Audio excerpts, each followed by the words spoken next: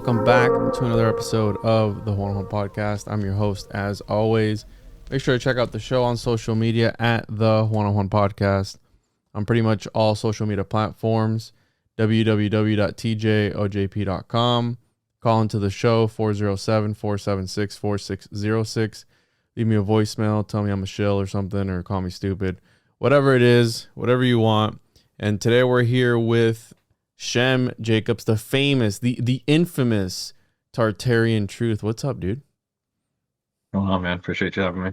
Yeah, for sure, man. It's always a pleasure. You want to plug your channel and stuff for the people at home that want to check you out, your parody videos, and you also do live streams too, right? Yeah, I have a comedy channel called Tartarian Truth. If you're interested in comedy, it's just mostly making fun of people. And then I haven't posted a video in a while, but I have a channel called Shem Jacobs as well, where I do have some historical stuff on there, but it's all pretty much mid. It's nothing too crazy, not produced well. So Hey, if you're dude, bored, check it out. it's the truth that matters. That's all that matters, as long as you're having fun while doing it. So I'll post the links in the description if people want to check that out. But today we're going to be talking a little bit about Flamenco's work, alternative history, Jewish history, about the messiahs, all that good stuff. Where do you want to start, bro? Do you have any specific pages on this? Dude's written a bunch of stuff, right? Flamenco has those are tomes. He's not writing those by himself, right? He's working with a couple other people, but I think the majority of the work is him. But yeah, it's too extensive. I've read parts of it multiple times and I still don't remember all the information. It's just so much. It's so much work, but I'm getting to the point now where I'm starting to understand a basic summary of what he's talking about for a lot of things. But pulling the dates out of my head and stuff like that is still next to impossible.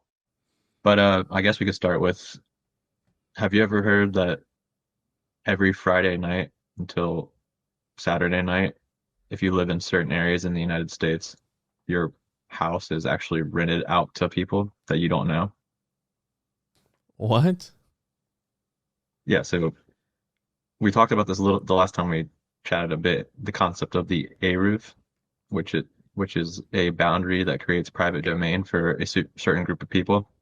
Mm-hmm. Well, it just so happens that these people, they go to the mayor of the city or a representative of the mayor, and they get these proclamations that say that legally from Friday night until Saturday night, your property belongs to them, or they're renting your property from you without your consent. I've never heard that, bro. I mean, I know a little bit of what the Eruv is, and it always seems like they come up with these ways to sort of trick their God or God, whoever it is that they're trying to trick. And it's like, oh, he's not going to know, bro. He's God. He's not going to care if you put up like this plastic pole with a string on it and you're just hacking the matrix of the beliefs that you put down. Do you have an exact city of where this is legal? Because It's all over the United States, it's all over the world, but I can show you something from Columbus where I live if you want, if you pull up my screen. this is wild, dude. How is that? So this is from Columbus Jewish News, which is the official representative of the Jewish community in Columbus, Ohio. And this area right here you're looking at, this is the boundary of the Eruv that is known. I think there's also one downtown somewhere. What city But is this? Columbus, this you is said? so this is downtown Columbus right here. This is where the Capitol is, where my mouse is. I'm not sure if you can see it. So over here to the right, this is the area called Bexley. It's just east of Columbus. It's one of the largest Jewish communities, and it's in Berwick as well. The Columbus JCC is down here on Livingston Avenue right here. This is like the headquarters of all of the, this basically even this website. The people would be going out of there. So, anyways, I'll show you at the bottom of this article it says, every community has a proclamation written up, and the rabbinic leadership goes usually to the mayor of the city, and we pay $1 because it's not really renting a space. So of course they say it's symbolic, it's not actually renting the space, but if that's the case, why even do it? Mm-hmm. And if you go back in history to like when this stuff started happening, it's like in the Middle Ages, for example, it was an actual proclamation from the king. Somehow these people had connections with these people we talked about last time, the star forts, how they were basically the old school version of what we're looking at here with these wires. Back in the day, these wires would have been walls, right? They would have been built to a certain height, the same height as what the wires are now, and that would have allowed these people to perform tasks on the Sabbath that they weren't supposed to be performing. So you can see this is how high the wires are. If you go back and look at medieval cities, fortifications, they're literally around the same height. And they change over time. There's debates about how tall they should be. I mean, this also ties into like, the giant doorways and stuff like that you see in public places. People are like, oh, giants built them, stuff like that. Mm-hmm. Those same people, they talk about the people who run the world and all this stuff. For some reason, they never look at they and find these documents that talk about how tall the doorway should be or how tall this wall needs to be in order for this stuff to take place. So I think this is a huge connection and understanding that if there is a group in control, it's kind of just out there in our face. But what I was saying before, in like the 1950s in New York City, they actually got a proclamation from the mayor there, and they had the document framed because it was so important to them. It was like a great step forward in getting the entire area of Manhattan. Let me pull up a map of that so you can see how big it is. The entire basically island of Manhattan is another one of these Eruvs. So I think we looked at this last time we were on the stream, but I don't think we. I don't remember. So this is an article from the New York Times, and it's talking about the Eruv. Basically, a rabbi goes around every Thursday morning. I think he leaves at like around 3 a.m., 3:30 a.m., and he checks all these wires every single week, and then he goes out Friday morning if he wasn't able to finish it. So this is the Eruv area in Manhattan. It's actually gotten a little bit bigger, I think, since this article's been written. But yeah, so this is all over the country. Let's see if I have a list of all the places it is. But and how long does the Sabbath? How long does that last? That's 2 days. It's from Friday night until Saturday night. So the reason that's like that is because the Jewish day actually starts when the sun goes down. Because in Genesis, the reason for this is because in Genesis they say that the first day was night because when during creation there wasn't light yet on the first day, and then God said, "Let there be light." So basically, when the sun goes down on Friday night, that's a new day. So that's the Sabbath right there, and then it ends the next night, right? Does that make sense? Yeah, one day, one full day, yeah. So they actually get started a little bit earlier, and this is going to tie into this concept we're going to talk about in a little bit, hopefully, called the cosmic Shabbat. So this goes on, you've heard of the Jubilee, right? Like the 70-year celebration, Jubilee. Then you have the 7-year Sabbath, and then you also have something called the cosmic Sabbath, which is every 7,000 years, and it's very interesting, all the stuff that ties into that. Shem, and the conspiracy is that you're Jewish. Are you Jewish? No. Because you seem to know a lot about the Jewish, like, history and stuff like this. Because this is something that I've heard about, and when you connect it to Tartaria, which Tartarian, correct me if I'm wrong, would technically fall in, because how old are these star forts? Because the Tartaria that I understand is like the early 19th century, like 20th century, because it was like people talk about it around the 1800s, 1900s, right? Yeah, so this goes back pretty much all recorded history. The origin of the Eruv is, according to mainstream history, is in ancient Rome, because so this is basically what it comes down to, why they say it was created. So in ancient Rome, you would have these living situations in these cul-de-sacs, right? So there would be a gateway to get into the cul-de-sac. Basically, that's where the roof wire would go, or whatever. They would use a stone or whatever, depending on who's doing it. And when you get into the courtyard, that would need to be private domain on Saturday. The reason they give is because it was hot sometimes, and they wanted to be able to go outside of their house to eat their meal on Saturdays. So that's literally what rabbi are saying when they talk about this. So you run into a problem when you live in a cul-de-sac that's a mixed society, and you have, a Jewish neighbor here, and then suddenly you have a non-Jew living in the other house. If there's 3 houses, let's say. So of course they could just ask the person if they want to rent out, but of course, out of every 10 people, if not more, would say no, right? Mm-hmm. So what do you do in that situation if they say no?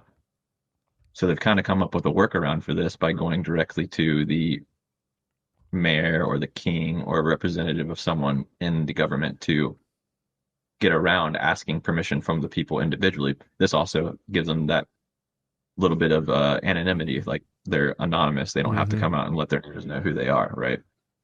So yeah, I mean, this ties into the whole reason that, to me at least, why we can't own houses, why we're always stuck paying property taxes, and it's you can never really actually own your home because we're supposed to be protected the from this happening according to the U.S. Constitution, but they've of course amended that later on. But yeah, I think this goes back pretty far in history, even during the Silk Road and stuff like that. If you look at some of the stuff that's taking place on the Silk Road, you have all these star fort cities along the Silk Road, and then some debate that even like the Great Wall of China or other similar walls were used as trading routes. If you look at those walls, they just so happen to also fit into this concept of an Eruv, Ooh. which would allow them to travel. And who's traveling on these roads and who's in charge of all these things? Well, the merchants, the people who are able to speak multiple languages because they have communications with their own people all throughout the world. They were some of the only people who were able to speak to anyone across Europe or Eurasia, Asia, stuff like that, because while they spoke the local dialect, they also allegedly spoke Hebrew or Yiddish or whatever language they were using at any given time. But But wouldn't this, so what would this mean as far as history goes? Because, right, they say that the Great Wall of China is an interesting one because what's the mainstream narrative that they say was built for to keep the Mongols out or something like that? yeah, but I'm not really sure what connection that would have to it. Here, It's why was it's the just Great Wall of China built? Here, let's look that up here real quick. Yeah, to protect China from invasion and to preserve its culture. So protect China from outside aggression, but also to preserve its culture from the custom of foreign barbarians. Sure, but that would, if it was these people who built this, what would that mean for all of history? Have they been around for longer than they say they have? Would you get what well, I'm saying? Because you'd think that the Chinese people from there would, number one, look differently. And is there a lot of Jews in China? there was at some point. There still are communities there now. So it's really interesting because all over the world you have these lost Jewish communities. Excuse me, because at some point they were cut off from the main religion. This is where it kind of ties into the work of flamenco too, because in order for some of these groups to be officially recognized as lost tribes or become Jewish, they now have to go through a process of accepting certain laws and being approved by the rabbinate in Israel to be officially recognized. Something happened with this in India. A similar thing happened with it with some people in China. But yeah, I mean they were everywhere, man. Like I can't really think of the names of the people off the top of my head, but they were. If you look into it, you'll find they're all over the world. In all these places, you have this these communities, and they're all oftentimes in major trade cities.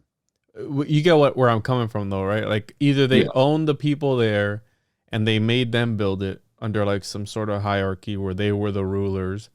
But I don't see that working out for them in the long run because if there's more Chinese than there is of these people, then they're gonna outnumber them. And right now, I looked it up, and China's home to around 2,500 Jews, so they're pretty outnumbered. And there's a lot more Chinese people there than there is of them. So that's why, to me, it's like it's interesting to speculate that it was built for that. I'm not saying it's not, and I know that a lot of history, even though it is written, a lot of it, even from my personal experience, has been changed real time, has been manipulated 100%. So we can't really take it for at literal value, what it's presenting, but you have to have, you still need something to be able to measure, right, the times and the people and everything of a certain period in history. So, okay, we know that it's manipulated, but we still need a system to be able to reference back to the 1800s or whatever it is.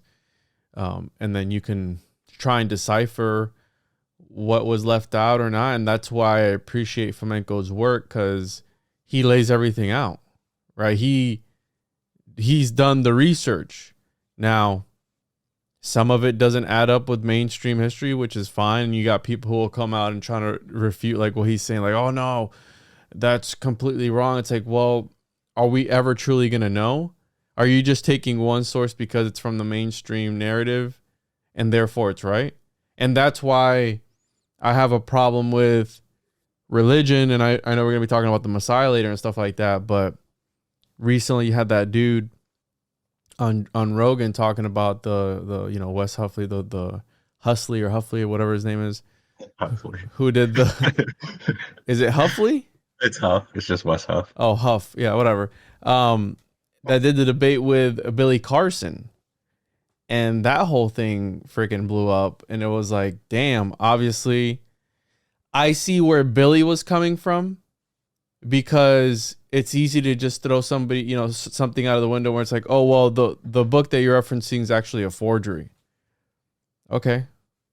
Like that's, and I see where he was, because like, okay, that if that's what you believe, but then they go even deeper. The reason why we believe it's a forgery and not from that time is because he references, again, in it, allegedly, I've never read it, excerpts of Dante's Inferno. I believe he was referring to the Gospel of Barnabas, which is, again, a non-canon document, that the reason they say it was a forgery because it references something from Dante's Inferno. Therefore, it couldn't have been written any time before Dante's Inferno was released.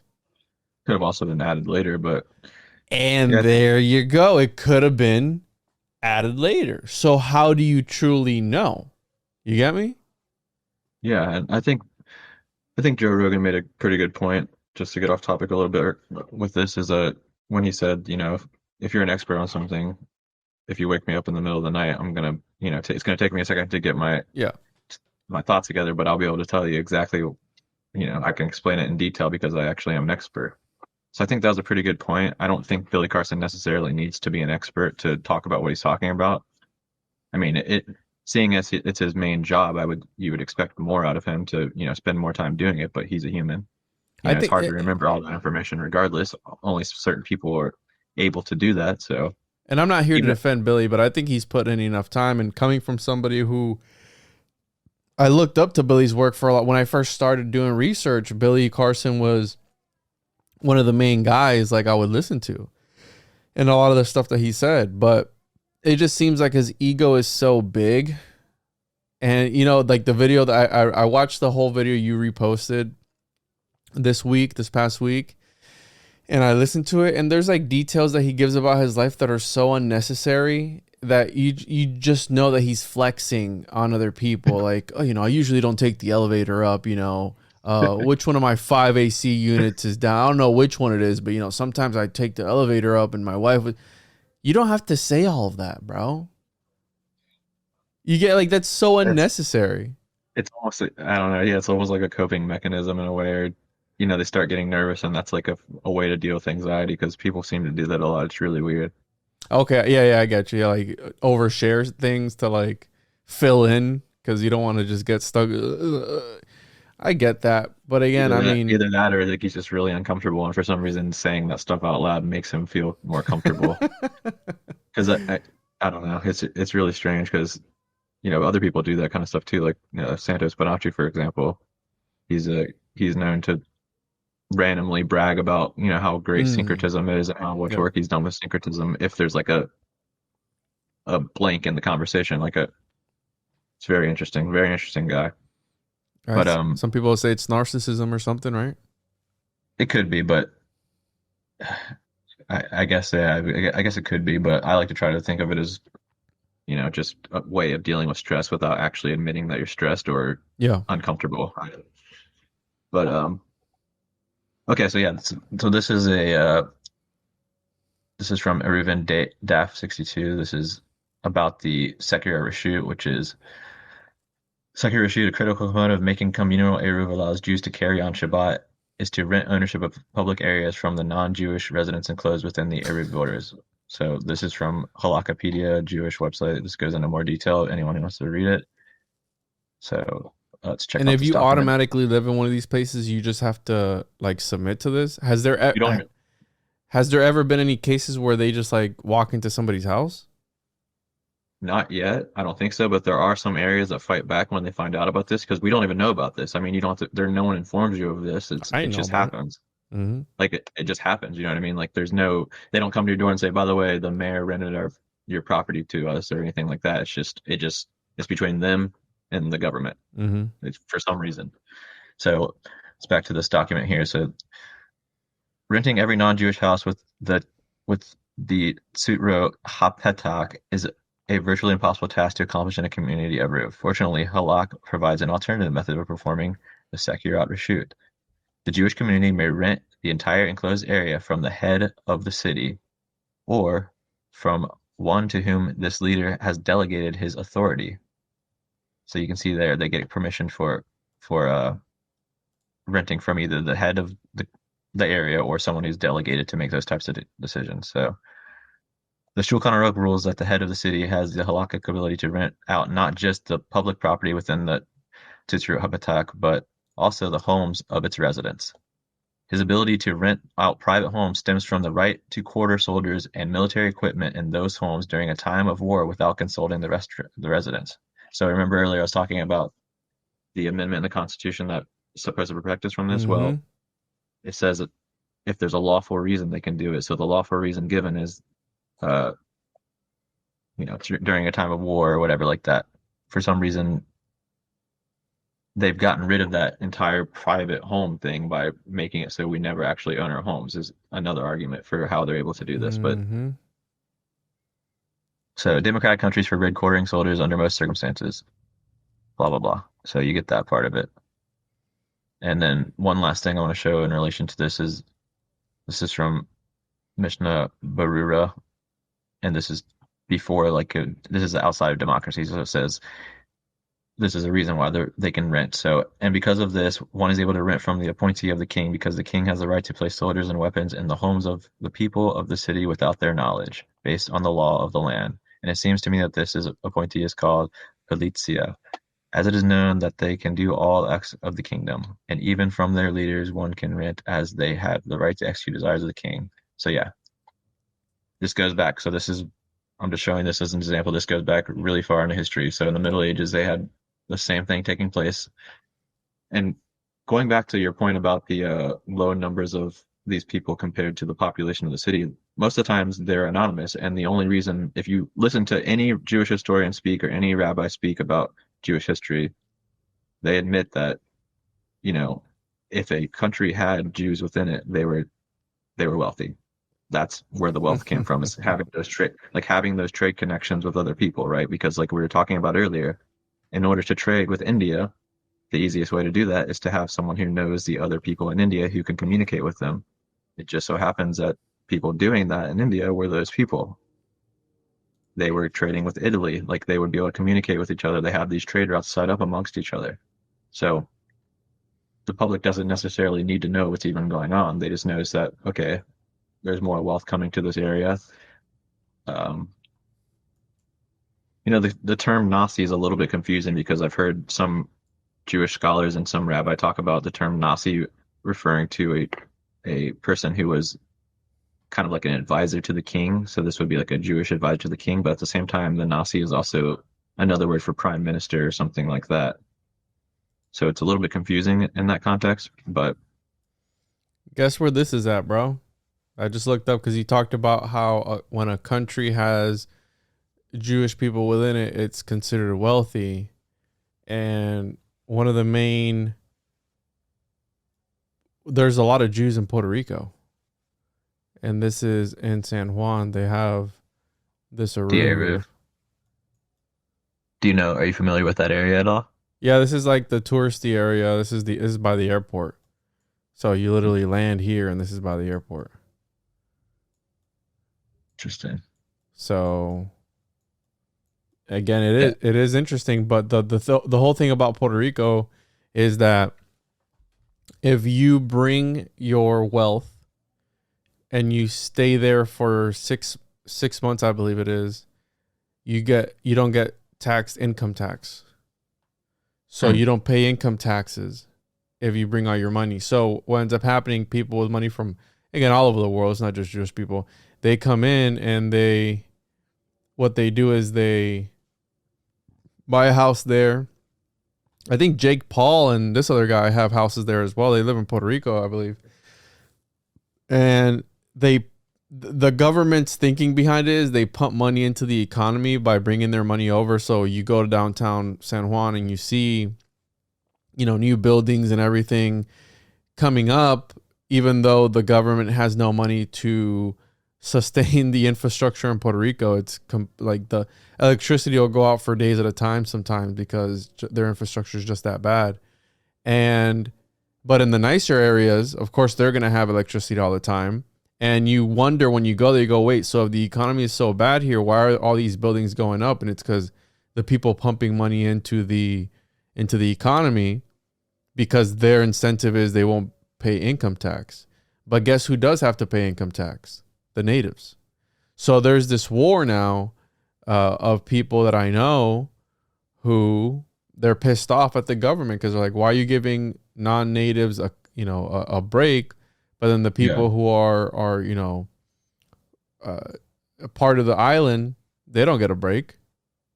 You get what I'm saying? So, and one of the people that I know actually owns the airport.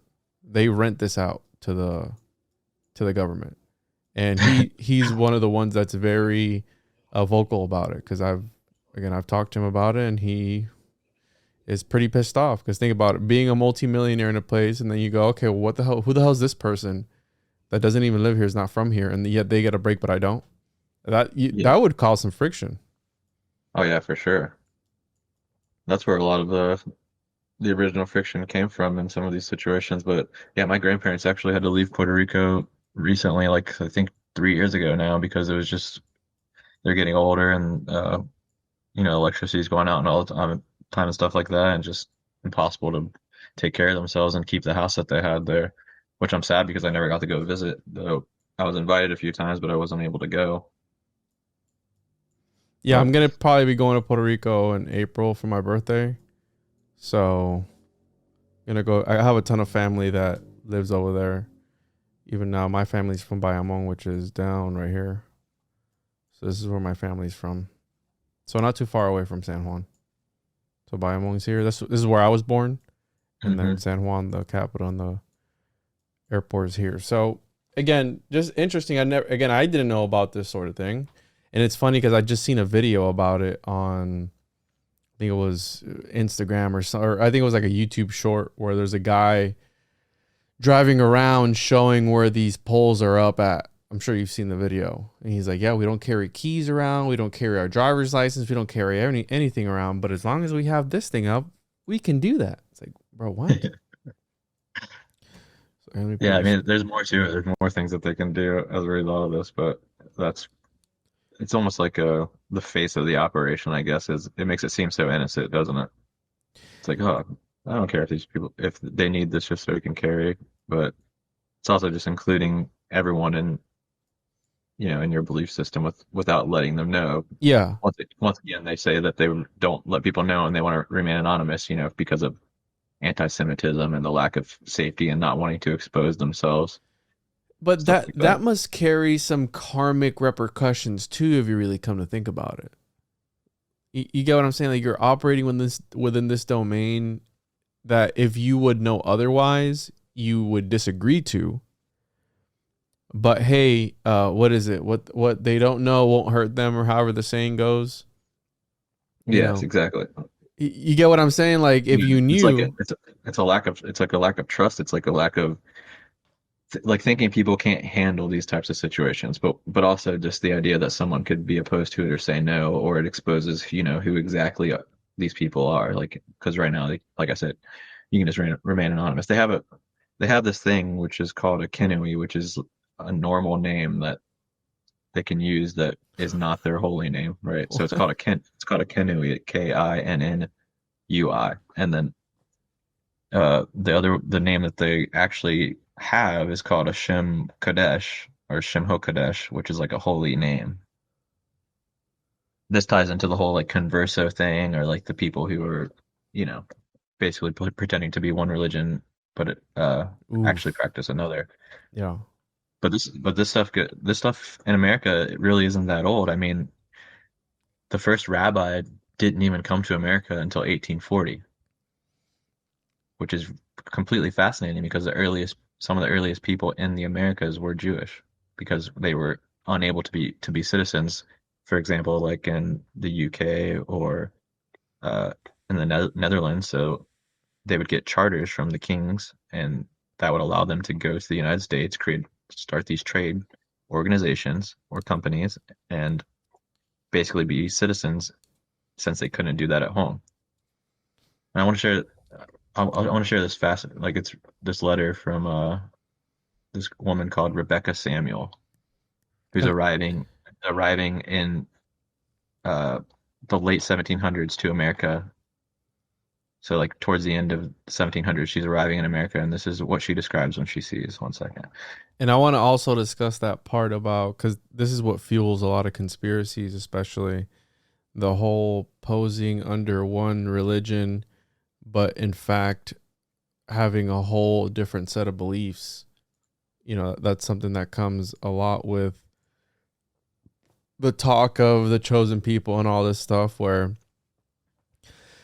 I've heard it put that they took over all the right. They're posing as this. That's the whole synagogue of Satan thing, right? Where they're posing as this one thing, but deep down, even their books say, like for example, the Talmud. I was watching a video the other day where there was a guy trying to make sense of what the Talmud was saying. I believe it was the Talmud, the one that says all the crazy stuff that people who aren't. Was it the guy walking around in Israel? Because if that is, I think I saw that video too, and it was insane. Yeah, I think so. It was like from like 10 years ago or something. It was like really old. And he walks up to the rabbi and asks him like if non-Jews are servants, and then there's like a bunch of kids there, like not kids, but I guess like young adults or like late teenage people studying in the yeshiva, and they openly say yes. Like I wanted to show that clip actually tonight, but I'm not sure.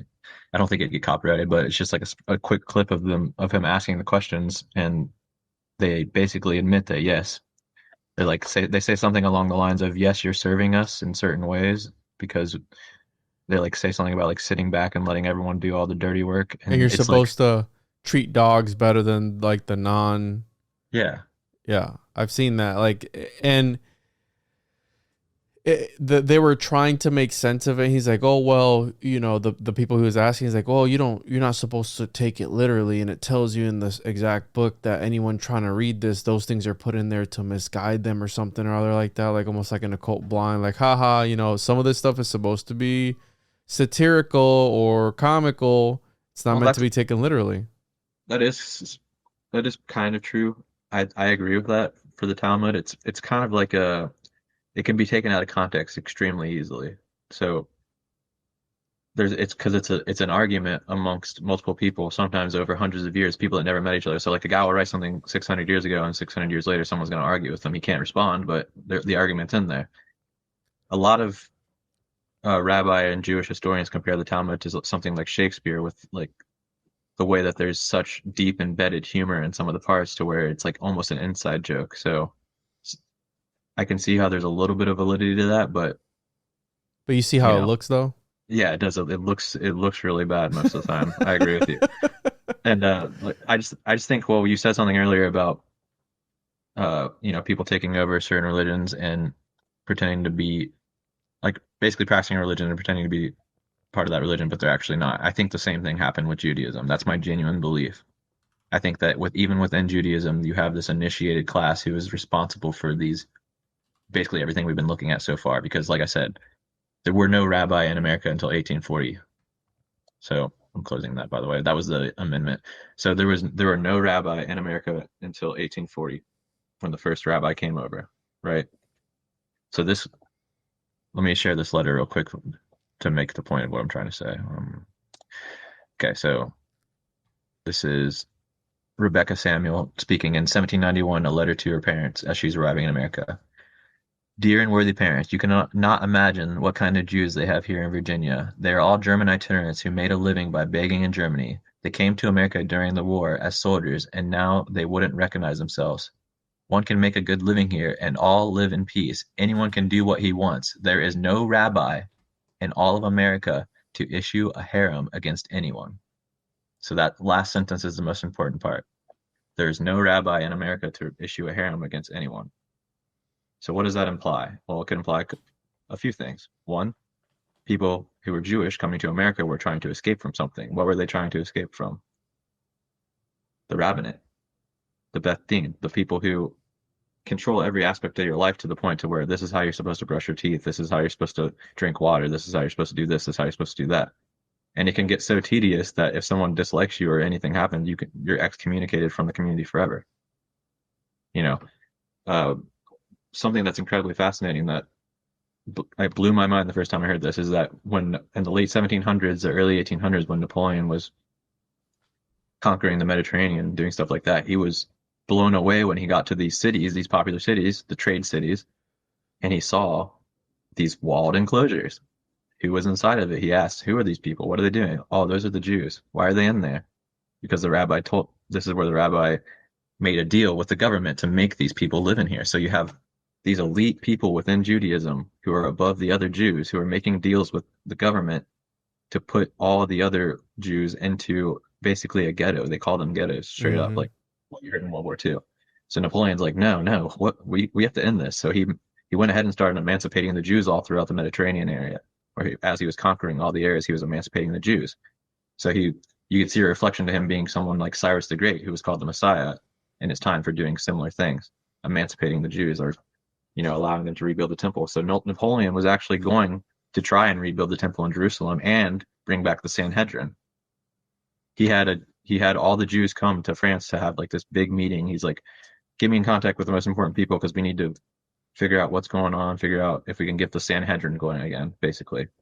So all these people came together. They were going to put back the Sanhedrin, and it just ended up never happening because of multiple reasons, because there's certain groups within Judaism who only want like it needs to happen a certain way, right?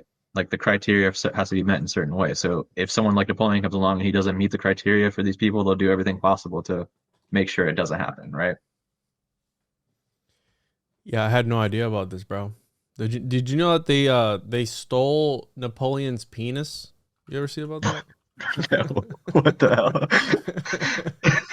What? What? Here. What's the story with that? I'll tell you right now. It's fucked up.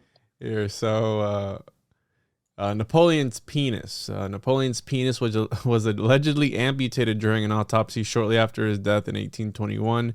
Since then, it has passed through several owners, including this guy here, American scholar, rare books, who exhibited in New York in 1927 and was purchased by John K. Latmer in 1977 and is still owned in his family. It was described as similar to a piece of leather or small shriveled ear, and it was pretty small from the pictures that I've seen. The picture. Yeah, so there's.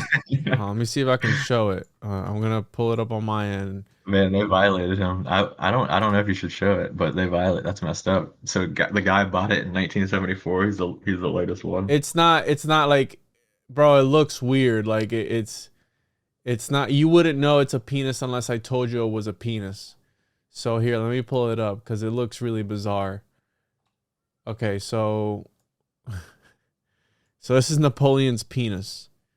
Okay, that thing right there. Wow. It looks like a chicken foot or something. Yeah, he was really packing heat, seems like.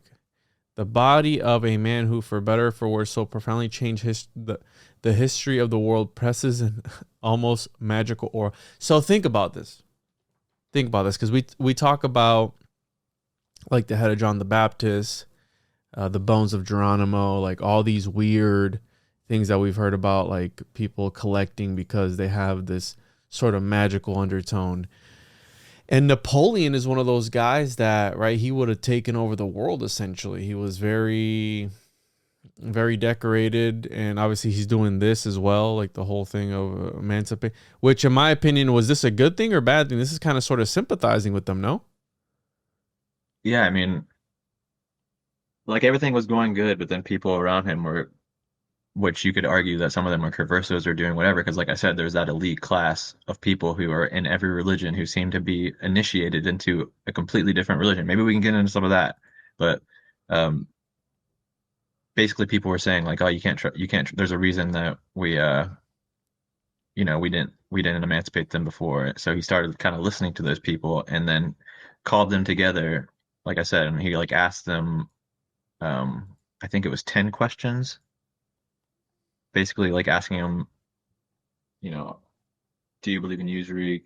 Can a non-Jew marry a Jew? Like stuff like that. That's very important. Like, would you serve France before your own religion? Mm. Like stuff like that. Like it was like a very important, like it was a very detailed process of trying to figure this stuff out. Well, one thing led to another.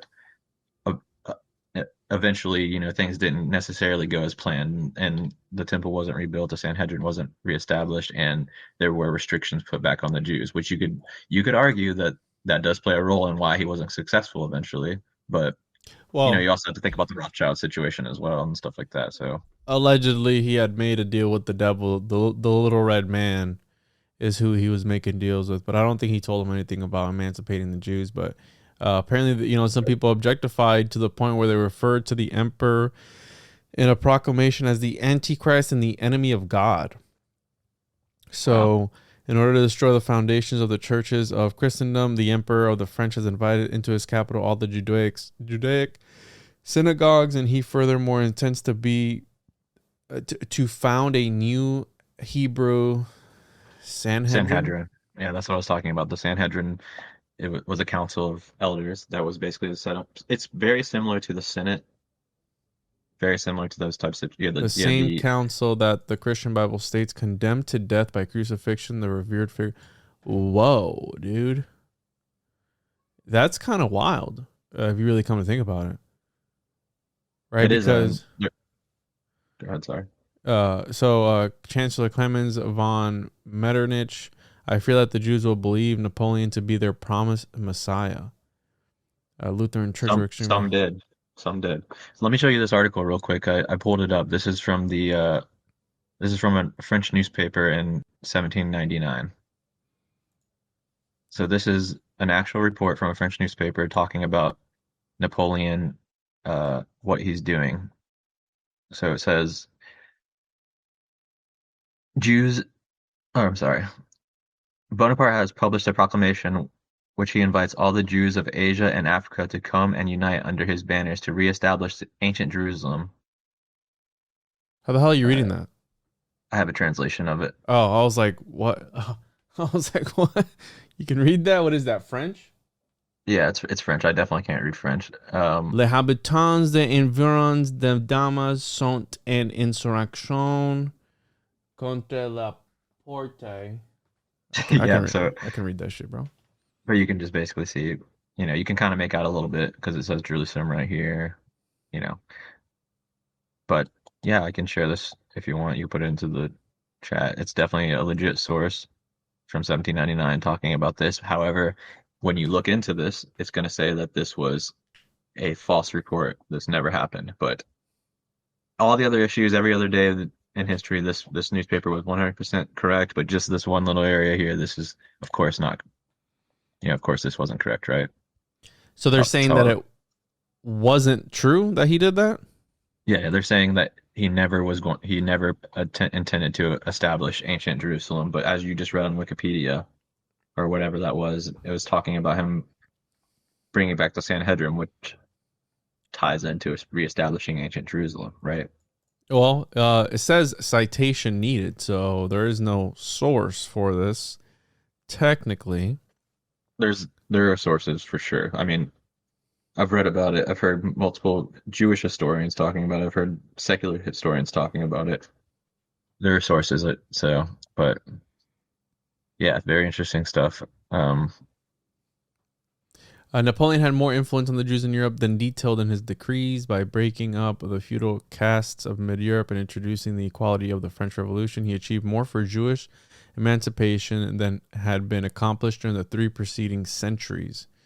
As part of recognizing the Jewish community, he established a national Israelite consistory in France. It was intended to serve as a centralizing authority for Jewish religious and community life. Napoleon implemented several other regional consistories throughout the French Empire, as well as the Israelite consistory, serving as the lead consistory. Okay, a lot of consistories there. It had the responsibility of overseeing the various regional consistories. Okay. I heard you like consistories, so we put more consistories in your consistories to make sure that you can constituate while you constituate. So, okay. All right, dude, this is crazy. So one thing that's interesting about this whole connection is that, the setup of the French Republic under Napoleon, or if you want to call it an empire eventually, when he became emperor, like it's very, very similar to, are we allowed to talk about World War II? Yeah. Why not? It's very similar to the way that the Germans were behaving during World War II with the martial batons, the Roman salute, the iconography, the triumph parade, stuff like that. This is completely insane to say, but it's what I think about on a regular basis. Is where my research is kind of leading me. I genuinely am starting to think that World War II was a similar situation when it comes to emancipation. And I know that sounds insane because you get the narrative that the Germans were trying to exterminate those people.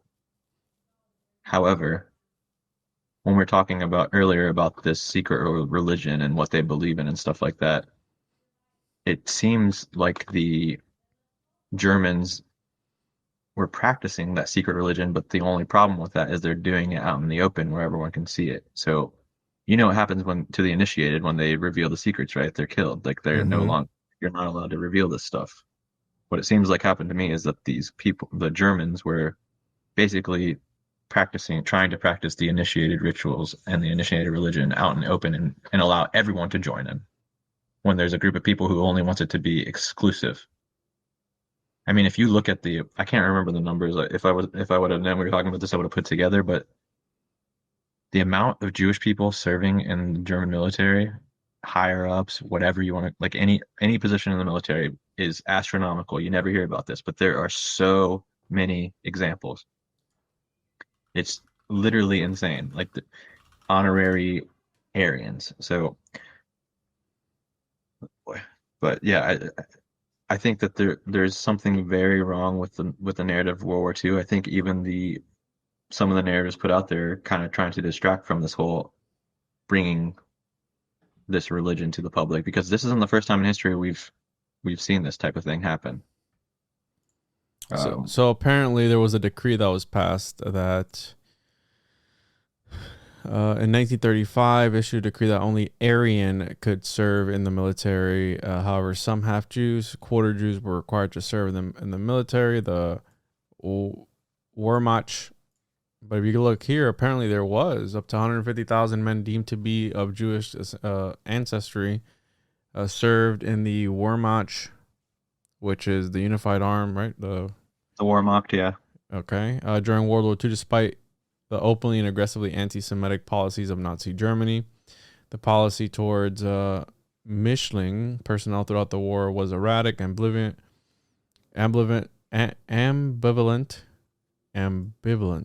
What does that mean? Ambivalent. I'm sure it's something bad and contradictory. Among them, personnel, Jewish admirals, generals, around 20 soldiers of Jewish had received the Knight's Cross of the Iron Cross. It is a highest award in the military. And this is, again, during World War II. Yes. There's a lot more to it. I'll see if I can pull up a list, but there are like, I'm talking like higher ups who were they were Jewish and, they got the pass.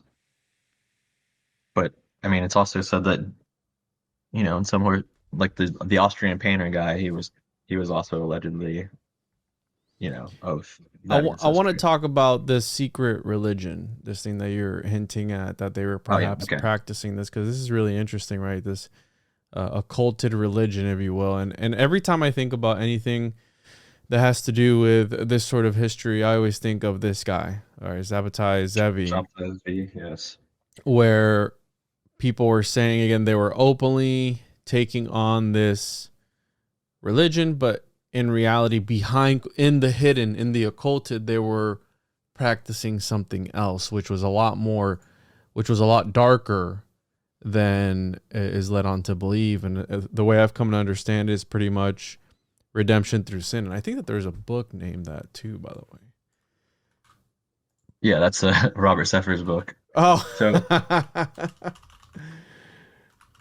I've never. Have so you read it? no, I haven't, but I would read it. I just never had the chance. It's not online for free, and I just never thought about buying it. But if anyone wants to just learn a little bit quickly about some of the Austrian painters, Jewish soldiers, there's a good channel called Mark Felton Productions. He's a historian who kind of sheds light on a lot of mainstream history, but in a way where he's adding more to the conversation. He still's not outside the box really, but he does, change the narrative a lot of times with the information he finds because he has access to like the Royal Library. He has special permission. But anyways, he has a video called "The Austrian Painters, Jewish Soldiers." I'm not going to say his name just because I know you're trying to, get money and stuff like that. But so about this religion, right? So there is a Do you want a copy of this book? I got a copy of it. sure, thanks. All right, let me pull it from here. I got connections too, bro. I got here. I got a PDF of it. Okay, I got it. Okay, all right. I'm gonna get it for you because I got it here. I'm sorry. So Continue. as far as this religion goes, so there's a book that was from sometime in the 19th century called the Aryan Household, which has been renamed to the Indo-European Household. It's by a guy named William Hearn. So in this book, it was used as a basis for some of the religion practiced during, World War II Germany. In this book, it talks about the eternal flame, the hearth fire being the most important thing. Mm-hmm. Every household, they're responsible for keeping that hearth fire running at all times, basically. This is very similar to, I don't remember all the details off the top of my head, I'm sorry, but it's very similar to what I've read. Like the makeup of the household in this situation is very similar to the household makeup according to the Talmud and all these rabbinic laws, oral laws passed down throughout history. It's also similar to, ancient Roman religion, Zoroastrianism. All these religions seem to have this concept of the eternal flame. And I'm pretty sure that the Olympics, like the first time the eternal flame was lit at the Olympics was during the one that was hosted in Berlin or wherever in the 1930s. So they're bringing back that tradition from allegedly ancient Rome. So I would suggest reading that book a little bit, and you can kind of get an idea of what they're practicing. Because it's been about a year since I've read it. I don't remember all the details, unfortunately, but this religion just seems to revolve around the eternal flame for whatever reason. There's, from what I can understand, it represents a female goddess, but it's even in the Catholic Church. They have these eternal flames that burn inside of the Catholic Church, but Which goes against everything that's been taught since the beginning of time, and it seems like a lot of these ancient cults, if you will, or ancient religions, a lot of them revolve around worshiping a female goddess of some sorts, female counterpart, right? Well, for the Gnostics, it was Sophia, and for other religions, it's other ones that you can name. But so you said, let's see here, World War II memorial in East Berlin. So what are they supposed to be, the keepers of this eternal flame?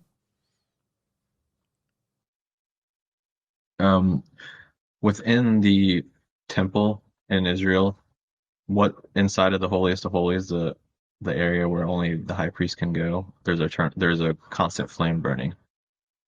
I don't know exactly what the significance of the flame is. I'm going to be honest with you. I'm still trying to learn and figure out what that is, but you see it all over the world. In Japan, they have the same thing, except it's a high priestess that goes in there and attends to it. It's just really strange stuff. I made a video about this not too long ago. I'm trying to find some of the stuff that I looked at in that video. Because this right But here is the first ever book that I read on Manly P. Hall, and it's the Initiate to the Flame. And again, I similar to you, I don't understand it 100%, but it's got some interesting Masonic connotations, if you will, and Masonic iconography in it. And obviously, right, you got the the symbols here, right, that are interesting. oh But yeah, if you read this, I read this probably like 2 or 3 years ago now. Right, it talks about the greatest mystery schools. The world is a schoolroom of God, and it just goes through this whole thing, and it doesn't really give you a full breakdown, and that's again, that's part of it, because again, it's a mystery. That's what it's supposed to be. Only the initiates know about it, right? But here, right here in the Bible, we find many references made to the sacred flames, which were used as one form of devotion by the ancient Israelites. The altar of burnt offerings is as old as the human race and dates from the time when the first man lifting himself out of the midst of the ancient Lemuria. So now we start getting into kind of sort of what the allegedly the Nazis were into, right? Weren't they trying to find Shambhala and trying to find the center of the earth? Isn't that where the chosen people, right, the Aryans and all that, allegedly came from? yeah. The Ananurbe was like specifically in charge of trying to figure out some of these esoteric secrets. So, because you brought up a really interesting connection that I never even thought about that. Where, and again, of course, I've heard that World War II was an occult war, right? And by occult, like, magical in nature, because the Nazis and the Vril and all that, like, they were into some sort of stuff. They were into some Real. they were into they were into the occult, bro. I mean, that's what they were. Yeah. Allegedly, he was looking for artifacts, the Holy Grail, and all these different things. And there was units that were specifically just. Isn't the movie Indiana Jones about that? I've actually never seen it, but I'm very interested in seeing it because I did know that it was about some of that stuff and seeing what they would talk about. But Here, so in Indiana Jones, Raiders of the Lost Ark. Oh, he has fought Nazis in many of his movies, including Raiders of the Lost Ark, The Last Crusade, and The Dial of Destiny. Huh. He recognizes that the threat they pose to archaeology in the United States. Nazis wanted to use historical artifacts to support their theories of racial superiority. I wanted to use mystical artifacts that's to. that's one of the biggest lies about World War II as well. The Axis army was one of the most diverse armies in all of history. Like it had nothing to do with race whatsoever. I don't know. It's just, let's see. There were, I'm trying to find some stuff here. Let's look. All right. All right. Let's step away from the movies and see exactly what they were trying to find. They were fascinated with the occult. they're trying to find the spear that pierced Jesus' side was one thing they're trying to find. 100%. Historians say that Hitler was a dabbler in the black arts and may have been a Satanist. Himmler was interested in pre-Christian religions of Northern Europe and believed that modern pagan religions could replace Christianity in Germany. Just want to remind everyone, make sure to check out the show on Patreon, patreon.com/the One-on-One Podcast. I constantly get emails. Oh, only one episode a week. Yeah, one episode a week for the public, but for as little as $5 a month, you can get up to 2, sometimes 3, sometimes one episode per day on the Patreon, as well as on the YouTube channel as a member for as little as $5. And there's also on the Patreon over 250 episodes only found on there. There's an extensive backlog of episodes. So check that out. If for those interested, for those asking, make sure to follow the show on YouTube, One Podcast. Also, One Media. I am going live every Tuesday on there streaming. I also go live on twitch.tv/One Podcast. So make sure to check me out on there. Tuesdays, 6 p.m. Eastern. And make sure to get your copy of the Occultus Mundi, Homunculus Owner's Manual, all that good stuff at tjojp.com. Can pick up your copies there or go over to the Ko-Fi. I'm on Facebook, Twitch, Kick, Rumble, all that good stuff. You know where to find it. And enjoy this episode. Excavated ancient sites, especially those they believe were sacred to their ancestors.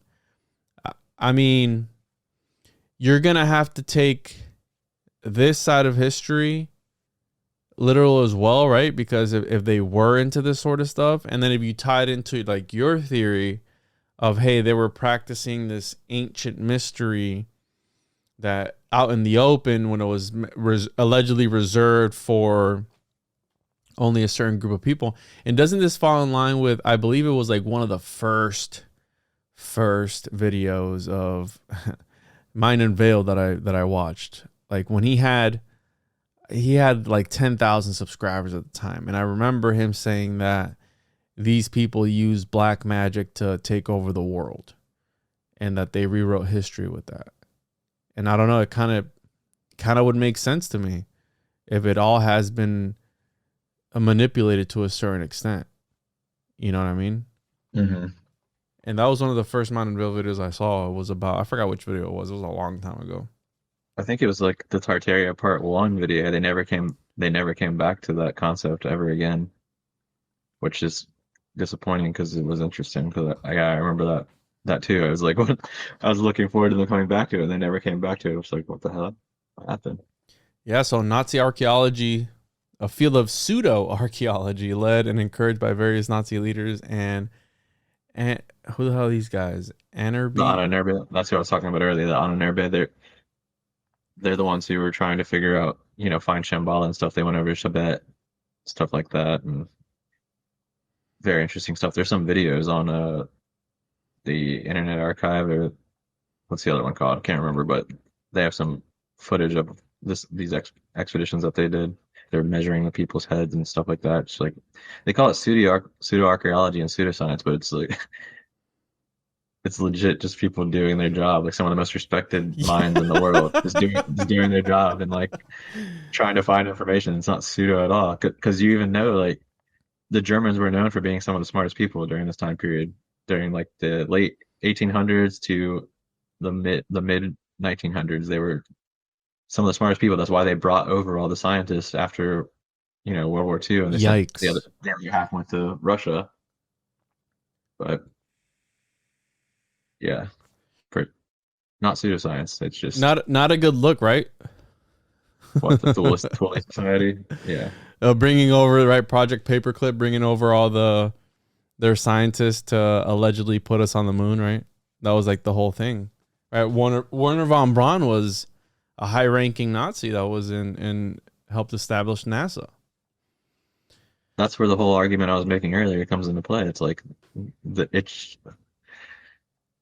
it's people who are like it wasn't the war that they presented to us. That's why, because they don't really. It's like completely forbidden for these people to kill each other.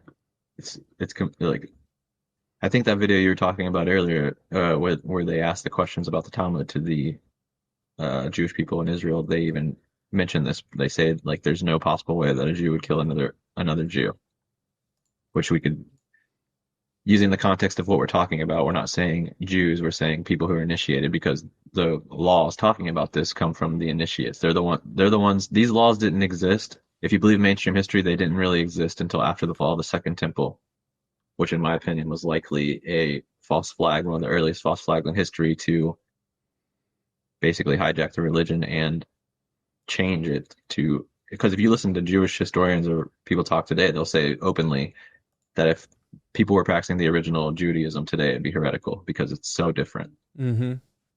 So these people came in, the rabbi, who were basically like they wanted to take control, they wanted to take power. They weren't allowed to because you had the Levites and the Cohens and stuff like that, the people who were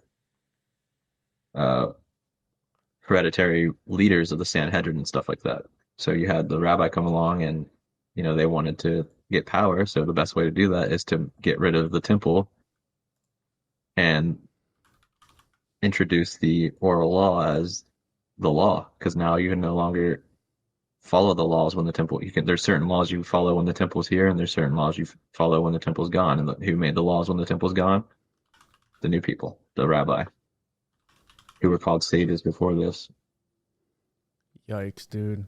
Yeah, I don't know what to think of all this. The primary focus of the Thule Society was a claim concerning the origins of the Aryan race. In 1970, people who wanted to join the Germanic order, out of which the Thule developed in 1918, had to sign a special blood declaration of faith concerning their lineage. Blood over content.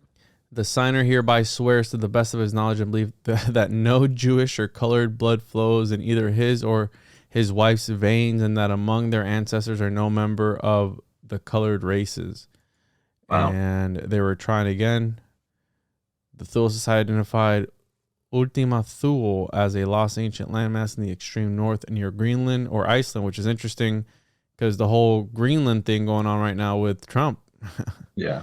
And said by Nazi mystics to be the capital of ancient Hyperborea, which again is like a sort of hollow earth type of thing, right? This mystical land, Shambhala, all that stuff. Whoa. I didn't know that the Thule Society was based on race. I haven't looked into it too much. It's really strange. Yeah, it was one of their main supporters of like here, dedicated to finding archaeological evidence of the superiority of Germanic culture and of Atlantis. Was given plenty of support by the Thule Society, with support given back in turn to the society by the organization. So, pure-blooded Nordic people of Atlantis and the Semites or Jewish people to him. Only the Germanic people brought culture to the world, while Jews brought evil. You know. That's, yeah, I don't know. It seems like it's kind of, in the context of what I'm trying to describe, it seems like it's almost like a false flag. I do believe that Whoa. over time they basically move from group to group as their main, I guess you could say, area of operation. And currently it seems like they're using the Jews for that, to accomplish that, because they're kind of throwing them under the bus, is what I'm trying to say. So by the time that something bad happens to the Jews, they can just move on to the next group. It's nothing lost for them. And then, because they've done this with Christianity as well. Like, think about the Knights Templar or the Jesuits and stuff like that. They were presented very badly at certain times. Then you have like the Illuminati, or all these different organizations. That the Freemasons at certain times were the main base of this initiated religion, or at least the face of the operation, to where someone can be held accountable for what's going on.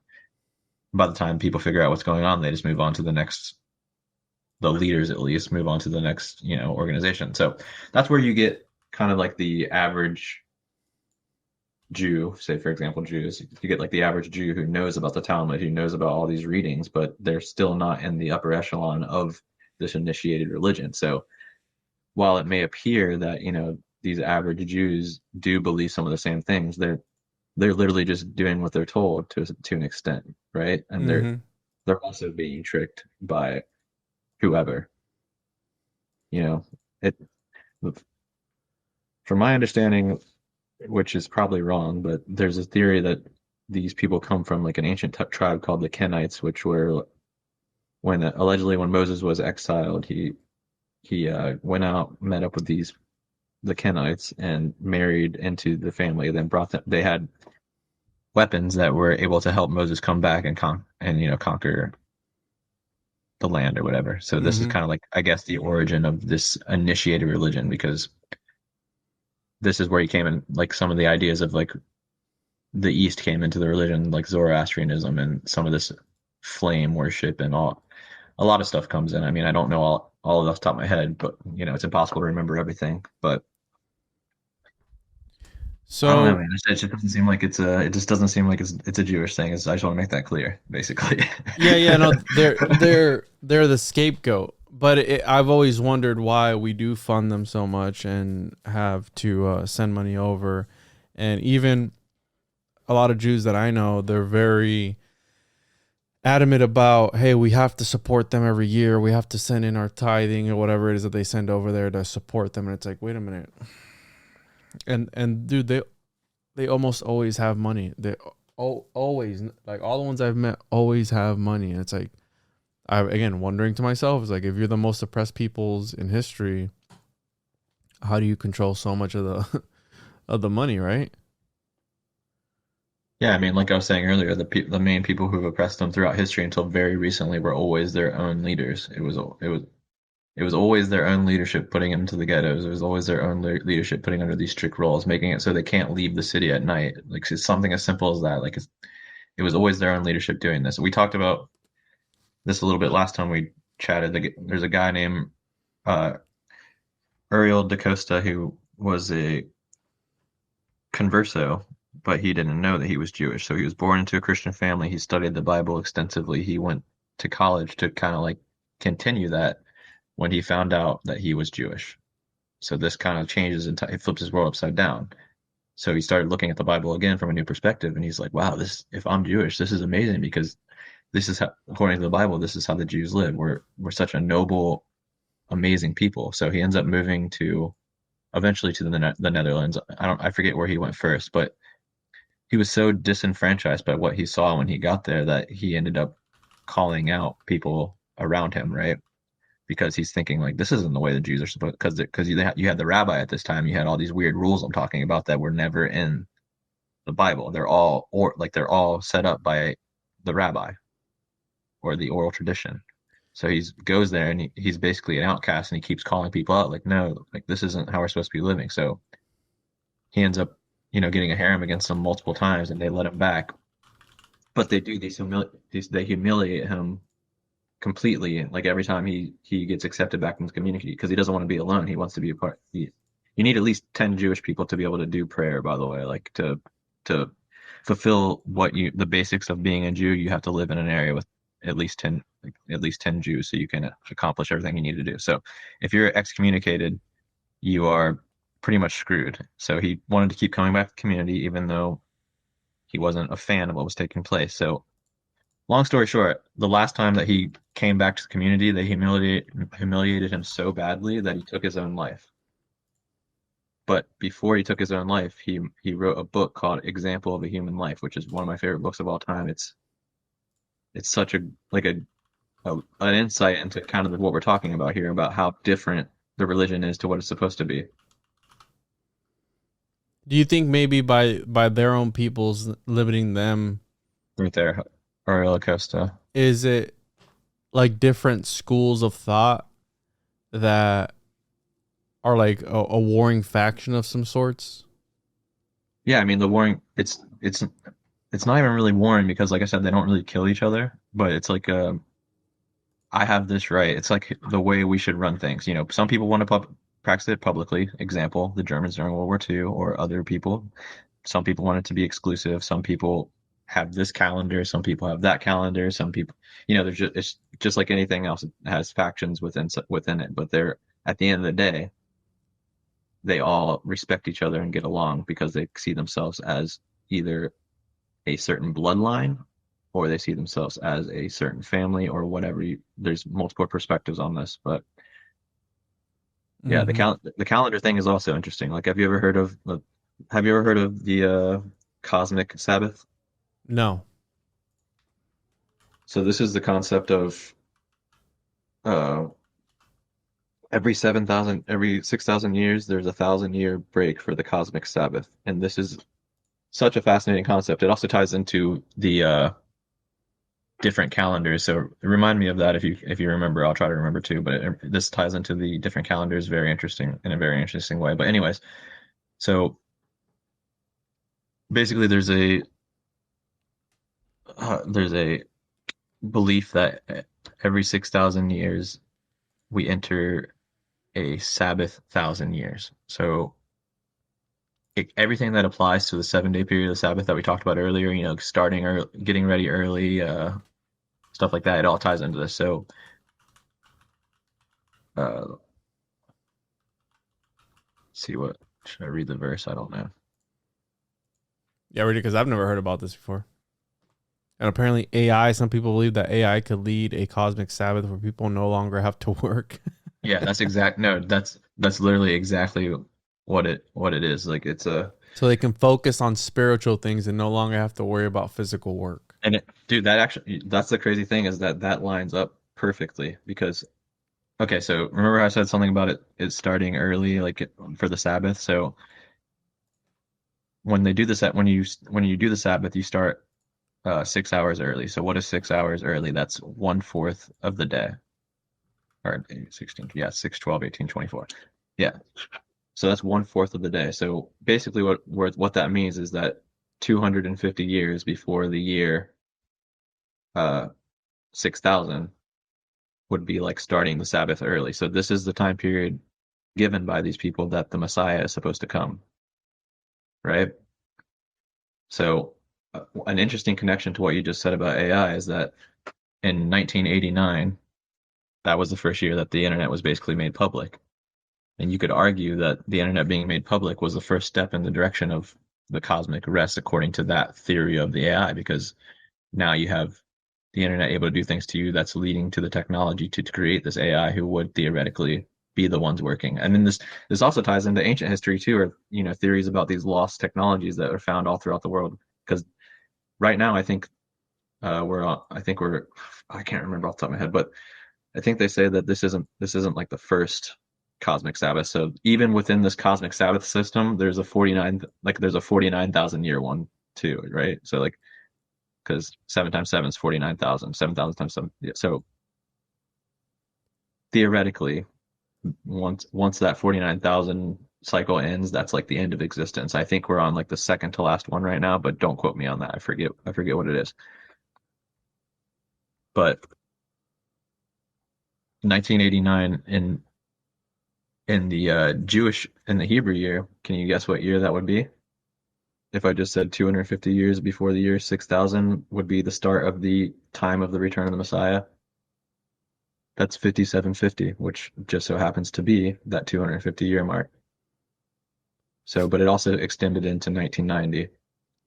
Now, there's a weird prophecy that, and some Jewish people believe this for some reason. I completely disagree with it, but they say that uh, there will be like a fall of three Romes before the cosmic Sabbath, and they associate the Soviet Union as the third Rome, seeing as after the fall of the Byzantine Empire, which was the second Rome, most of those people ended up going up to Russia and forming the Orthodox Church and stuff like that, right?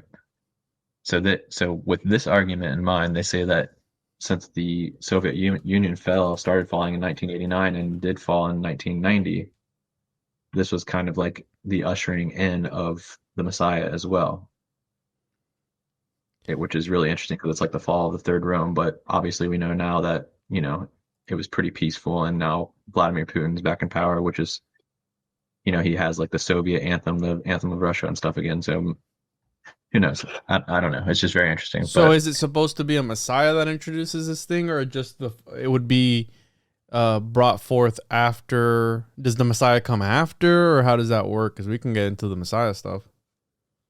I guess the Messiah comes So we need a sometime Jew with within us to like correct us.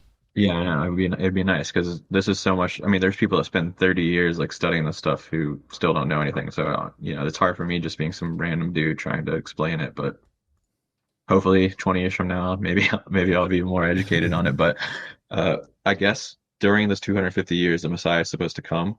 So there's two Messiahs. There's Messiah ben David and Messiah ben Joseph. Messiah ben Joseph is supposed to die and bring in Messiah ben David. However, according to Jewish thought, not all negative proclamations have to come true. So it's possible for Messiah ben Joseph to like stay alive. So there could be two Messiahs alive at the same time, but it's not guaranteed he will die. But uh, this is kind of where it gets a little weird because you think about Messiah ben Joseph. So Messiah, son of Joseph. Jesus is the son of Joseph.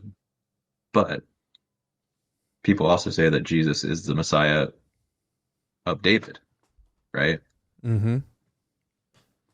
Um, so the Messiah ben David is like the reincarnation of Adam. So you have Adam, which is without vowels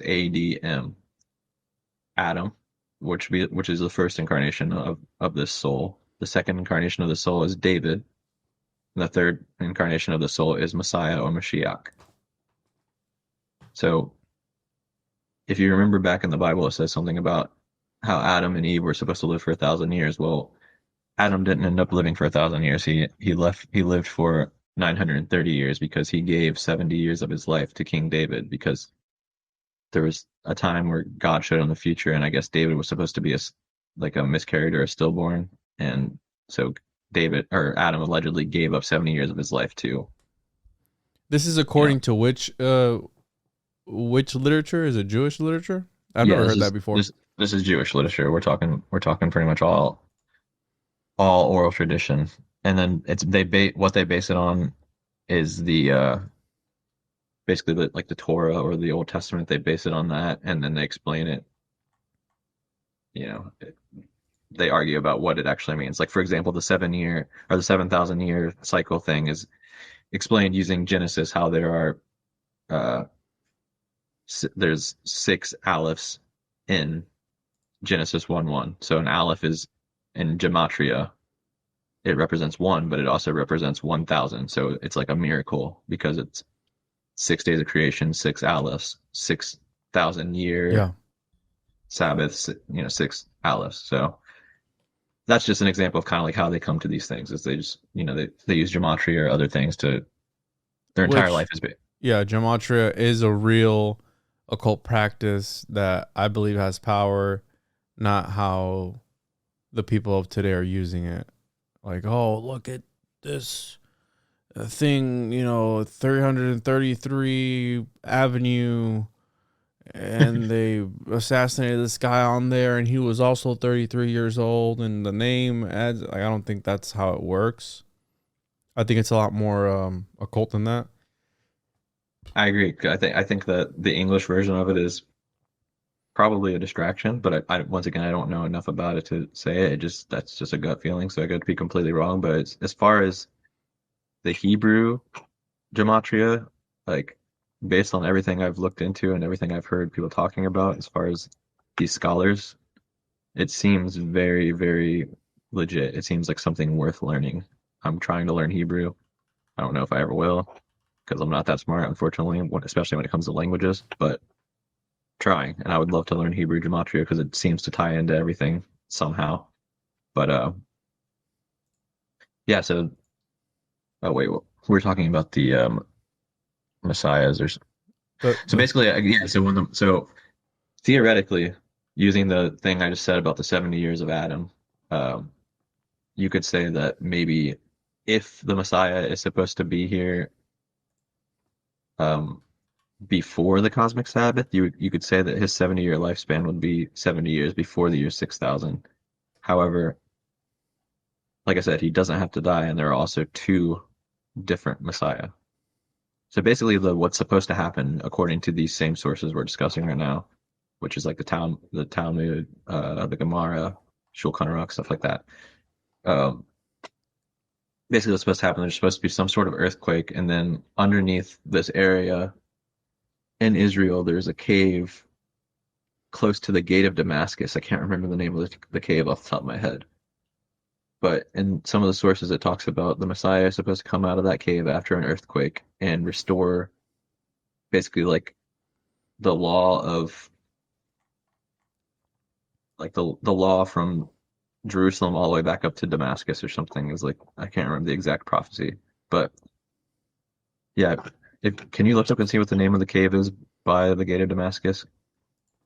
It apparently it's like a popular Freemason ritual site as well. It's in Israel, but this is Zedekiah's. Yeah, Zedekiah's cave. There it is. So yeah, so Zedekiah's cave. This is allegedly, according to what we're talking about now, where the Messiah is supposed to come out of after some sort of earthquake, which is supposed to be taking place within the next 250 years from 1989. So I think now we're 45 years after that. So is this like Mithras, bro? He's supposed to come out of the rock or what? I guess the last time I read something about it, it said something about him coming out like a phoenix. What the hell? Like it's supposed to be like a I don't remember. I wish I could look it up right now, but I don't remember where it was. It's something on Sepharia.com. Like, that's a great website. I could probably just go there and search for it, actually. Sepharia has all of these texts for anyone to read in English. There's some that are only in Hebrew, unfortunately, but most of them are available in English. But I'll see if I can pull it up real quick. Masonic ceremonies have been held at the cave since the 1860s. According to Masonic ritual, King Solomon was the first Grand Master. And I've also heard that Adam was also one of the first Masons, right, in reality. In 1868, a ceremony was conducted by the past Grand Master of the state of Kentucky, the first Masonic lodge in the Holy Land, known as the Royal Solomon Mother Lodge number 293, met in the cave on May 7th, 1873. The Freemasons of Israel consider it one of the most revered sites in Masonic history. According to the Supreme Grand Royal Ark chapter of the State of Israel, the site has special meaning for Mark Master Masons and Royal Ark or Arch Masons in particular. Starting in the days of the British Mandate, the cave was used for the ceremony of Mark Master Masons, although this practice was temporarily suspended between the years 1948 and 1968. The impressive ceremony of the consecration of the Supreme Grand Royal Arch chapter of the State of Israel was commenced again in the spring of 1969, and ever since then the marked degree has been performed in the cave once a year on average. On May 10, 2015, a Masonic initiation was held in the cave on the occasion of a visit of Masons from Grand Lodge of California to Grand Lodge of Israel. Bro, what? Yeah, that's the Masonic connection is also interesting because we were talking earlier about, these are all they're using these different religions at different times to basically accomplish the same goal, right? What can you go back really quick? What did it say about the from Israel to California? Um, in 2015, that initiation was held in the cave on the occasion of a visit of Masons from the Grand Oh, Lodge of okay. California to the Grand Lodge of Israel. Okay. I thought it said something about connecting because I heard something about the earthquake being related to California too. So I'm sorry I misheard that. But yeah, so I found the verse. This is from the Zohar. Which On I've the also day never read, which somebody told me I should check it out. it's really it's I've read it a few times and like I can't tell you almost like a single thing out of it because it's so confusing.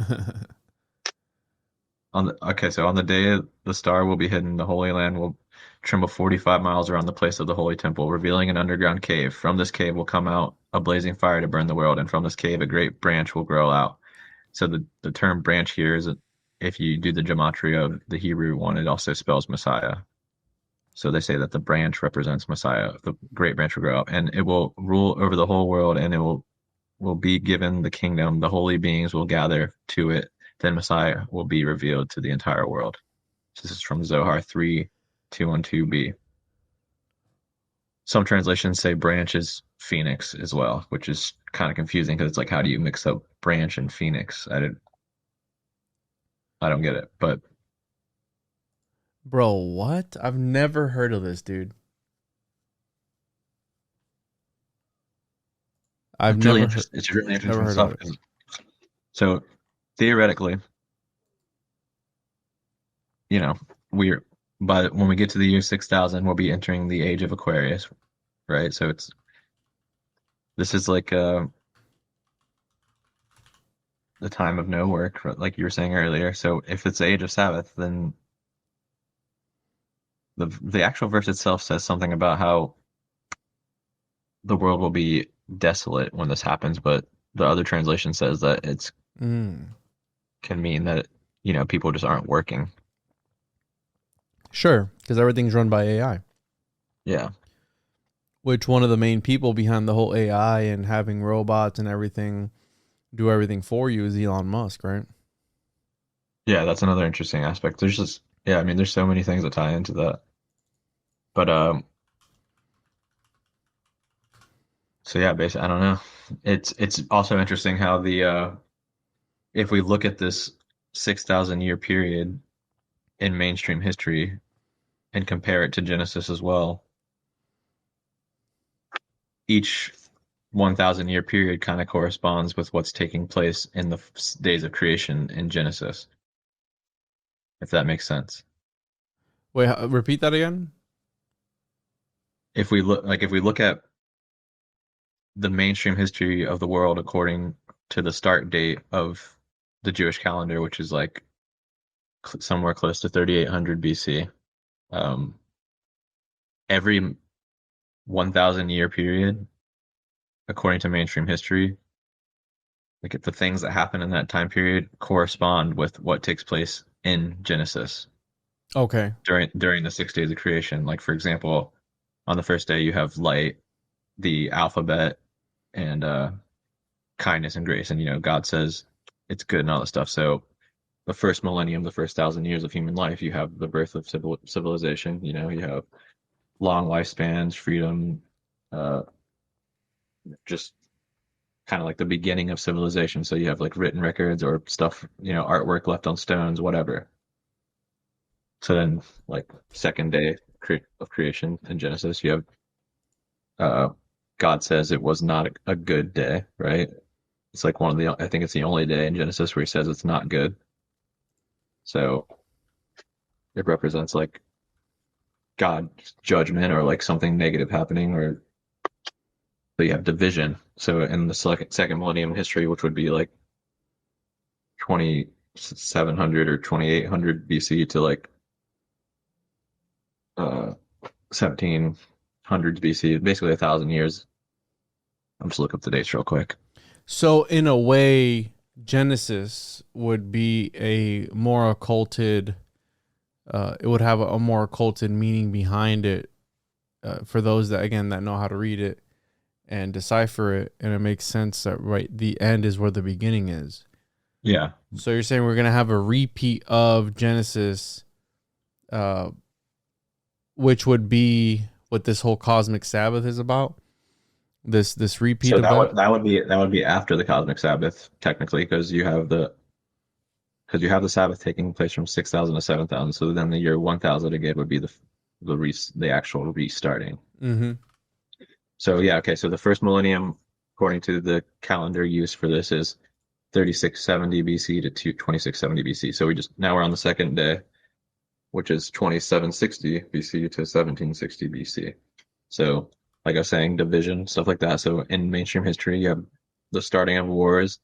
The Great Flood takes place in this time period, 1656 or 2104. The Tower of Babel, the Great Dispersion of Peoples, because population was growing, people were starting to argue and stuff like that. So this is how reality is gonna end, then, bro? Like, is it the singularity, or what? How are you interpreting this? To me, it's almost like it's hard to think about, because you think, how long have these people been in control that they know this stuff? Because like I said, this isn't the first cosmic Sabbath that we're on, according to them. This is I don't remember which one we're on, but it's not the first time. So it's almost like they're making the stuff happen intentionally, especially if we're entertaining the idea, like they control everything. The bankers control everything. The bankers control Russia. The bankers control Ukraine. You know what I'm saying? Mm-hmm. Because we were talking earlier about how the fall of the Soviet Union led up to this start of the basically 25 or the 1/4 before the Sabbath, right?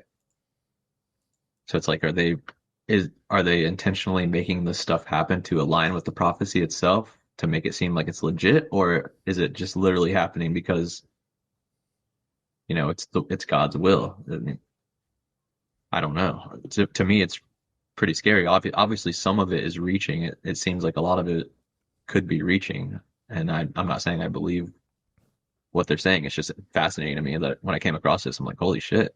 like especially the part about the AI. I was shocked. I was just like, this does make sense. Like, Sounds very New World Order-ish, if you ask me. yeah, yeah. Ushering in this new age, where again, are they supposed to reign supreme when all this is going down? Well, basically, when the temple's rebuilt, which is part of this, the temple will have to be rebuilt. So basically, when the temple was rebuilt, yes, there would be, just like in the old days, there'd be that elite priestly class, which is only they're allowed to go into the inner part of the temple, and only the high priest is allowed to go inside the Holy of Holies. However, everyone else is basically going to be paying tribute to this temple as well and be included in this, right? They have this concept, which is like, I can only remember the exact saying, but it's something along the lines of, if the other nations knew what we were doing for them inside of the temple, they wouldn't be so suspicious of the Jews, because they made 70 sacrifices a day or whatever for the 70 nations around the world, is what they called everyone else who's not Jewish. So seeing as they, like, the 70 people who aren't 70 nations who aren't Jewish don't believe in Judaism or whatever, so Mm-hmm. they weren't sacrificing. So the priests were taking it among themselves to sacrifice for all of us. That's the type of mindset that they have in these situations. But yeah, I don't know. I mean, what do you think? Do you think there's any validity to this, or do you think it's just people kind of like one of those things like, oh, this guy's the Messiah, because we've had those movements all throughout modern history, like, this guy's the Messiah, this guy's the Messiah, the end of days is coming, blah blah blah. Mm-hmm. No, and dude, again, I know nothing about this, and I'm coming at it from a Christian perspective. And one of the things that never made sense to me was that as a kid growing up, I was always under the impression that God was coming, right, and He was gonna rapture everybody. And from what I'm understanding, I think the Jews believe that He already came and took His people up with them. So there is no God coming again. He is. It's already came. So that's how I grew up believing. That's what I believe. I'm sure That there's maybe some sects that think that way, but I don't know. I've never come across that specifically. hmm that's what I'm saying. That it's really interesting to think about, because it's I think it's just another world view that I'm trying to draw the correlations between everything, and how this could, right, the connections between what I know and what has been presented to us. Hmm. Um, and whenever I'm learning about something new, I always try and connect the dots of, like, how is this similar to, say, the Gnostics or whatever it is. And the only way I can make correlations is like, okay, well, this is like a new age that's being born, but for what purpose? You know what I'm saying? Like, what's the end goal of all this? Is it because once the temple is built, then what? Exactly. That's kind of what I was thinking too. It's like, yeah, it's like, why is this happening? Is it a group of people just making it happen so they can seem like they're correct, or is it actually God's will, or are they forcing it to happen because they believe it's God's will? I mean, Mm, there's so much to it. Like, and this is another thing too. Like, I don't know if we talked about this or not, but you have this whole, we talked earlier about how the possibility of the Jews currently being used as a scapegoat by the initiates of this ancient religion. So another way I've looked at it recently, which is completely unrelated to the theories we've just been talking about, but you know how they try to get everyone to do the Aliyah and come back to Israel, right? Like, they offer Jews, if you can be a verified, and like, your heritage is Jewish, you can come back to Israel. So I was thinking there's two reasons they could be doing this. Like, one reason would be, maybe they really are what people say they are. They're in control. They're going to basically rule the world from that location, and they have their allies or whatever. But basically, it's like, that'll be the new area of operation, and they actually are who everyone is saying that they are. The other option is they get all of them to come back, and when they all get there, they're all in the same place, and they can just get rid of them. You know what I'm saying? Like, it's yeah. like it's like that's so now they no longer have to, like, keep their end of the bargain, because the people who are orchestrating this definitely aren't living there. They're not gonna be there when this happens, so they get all the people who have been promised certain things into one spot, and they can just get rid of them all at once. However that would happen, I don't know if it would be Russia or whatever, but so I don't know I don't really know what the end goal would be, because if the cycle repeats, that just sounds like hell to me. Like, hmm why would you want to have the Sabbath for 1,000 years only, and then go back to going through all that stuff again? It just doesn't make any rational sense. Like, there's no purpose for that, and why would God want that? And it comes back down to deciphering who the hell is they. that like the true they. You know what I'm saying? Like who are the ones that are hiding behind the facade? Is it the Satanists, and what is even Satanism? What are they trying to incarnate into this reality? Right? Because it all comes back down to some sort of supernatural aspect to it all. Right? Mhm. But at the same time, if this cabal is operating behind the scenes, it's the ultimate troll because we're seeing one thing, but something else is happening behind the scenes. So you're not ever going to really know. And I think that's why so many conspiracies revolving around the Jews are such a big thing, especially on X, dude. Like Dude, it's X, becoming so mainstream. It's crazy. super mainstream. It seems that the only way to really get any traction on X is to be racist. And again, usually either against blacks or against Jews or like something racist. Like that's the way I've seen it. Like, and again, That's could they be the scapegoats? I don't know. I that's kind of why I started to, like, I think that's kind of what influenced me to start thinking that way because I'm realizing how mainstream it's getting. It's like, okay, so either someone's orchestrating this to call all of us anti-Semitic and basically give like basically what happened with Germany in World War II. Like they're the bad guys, so if they died, like if you say anything about Germany to a random stranger, more than likely they'll be like, "Oh, they deserve to die." Like there's just no remorse whatsoever. Like it's like an mm-hmm. ant. It's like an ant or an insect. Like you can squish it, it's no problem. So maybe that's the reason why this is becoming so mainstream. So anyone who does it can eventually be held accountable or you know cast aside without much retribution. Or the other thing is like we talked about before, maybe maybe they really are being thrown under the bus. Maybe they will eventually be tossed aside so that this group can move on to the next group and Yeah. basically be imported out of there. Because the weirdest thing is like we were talking about that the secret religion, the initiates of the flame and stuff like that. I mean, there's more to it than just the flame. But when you look at almost anything in history, like even science and like college, like at one point colleges were literally the base of these people. Like college was for only the initiated, and they learned these things that were like a part of this religion in college. Like college used to be much different than what it is now.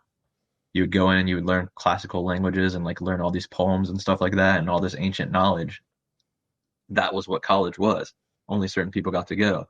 Eventually, over time, the worker bees, like the average person's like, wait a minute, how come we can't do this? Like, there started to be a little bit of commotion. Eventually, they started letting more people in, and the courses in college changed completely. Like, it's literally night and day what it was back then to what it is now.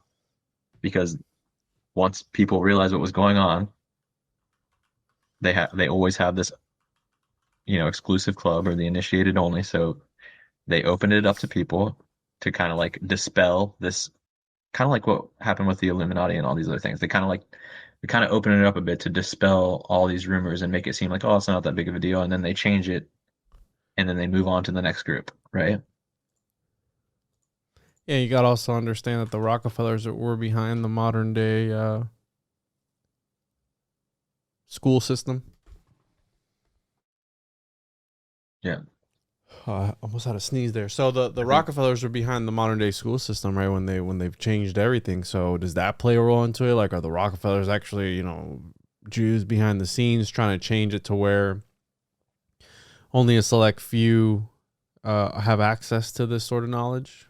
That's where my mind is going to it's try possible. to try and occult the practice, right? Like the practice of going to a a university or college or school, whatever it may be. Yeah, I think it's more, I don't know. I don't know. I mean, I would say that, excuse me, like originally, I guess you could say that when they started letting the average people into colleges and stuff like that, that's when like kind of the higher degrees of education came out. Like, after 4 years, you'd go on to get more degrees after that, like doctorate or whatever else, master's degree for a certain period of time. That was kind of the way of dealing with it. So people who made it to that level would become initiated. Then eventually too many people started getting to that level, then they just Mm-hmm. completely. I think it's basically at this point. I'm saying is that college has been completely abandoned by these people. It's like there's a very small chance of going to college and being initiated after that. I mean, unless you somehow figure were to were to see through everything and kind of like figure things out, I could see maybe that would happen. But most people aren't going to be doing that because the way that the media and the entertainment industry is set up now, it's you know school isn't cool. Like all this stuff. It's just people aren't focused when they're going to school. They'll never be able to make the correlation between like string theory and the Kabbalah, for example, or something like that. Because like I was saying earlier, all these things somehow are connected for some reason. Mm-hmm. So I don't know what that reason would be exactly, but yeah, as far as I don't know, a group of people being in control or whatever like that.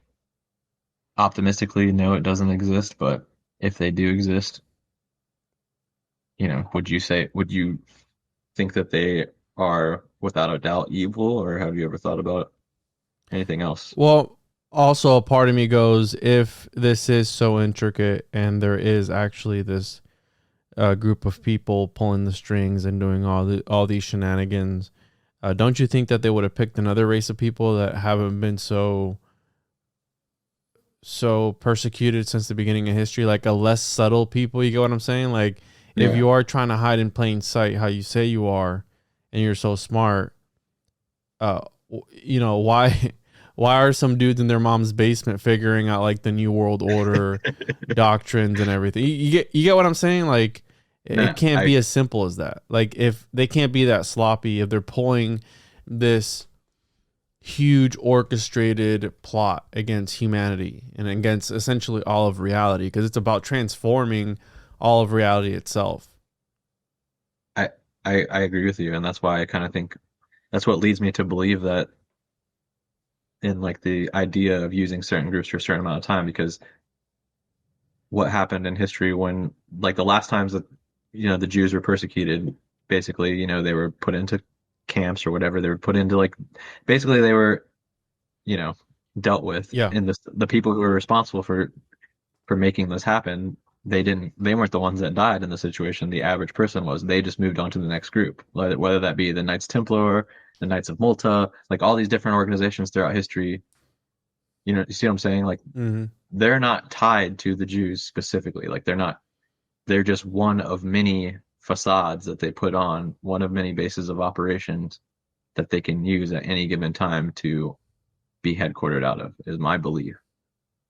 Because the Renaissance movement or anything like that, like you see the same thing. Like if you look at the paintings in the Renaissance movement, people can literally sit there and break down paintings made during that time period and find all the story of Genesis, all the story, like all these mythologies are present in the paintings, or like the architecture, for example. You have all of the symbols, all of the stories told in the architecture, because during that time period, for whatever reason, that was like the main base of operation for these people. They used the buildings or they used the art to carry on this tradition or this information and pass it on to the next generation because they had, Mm.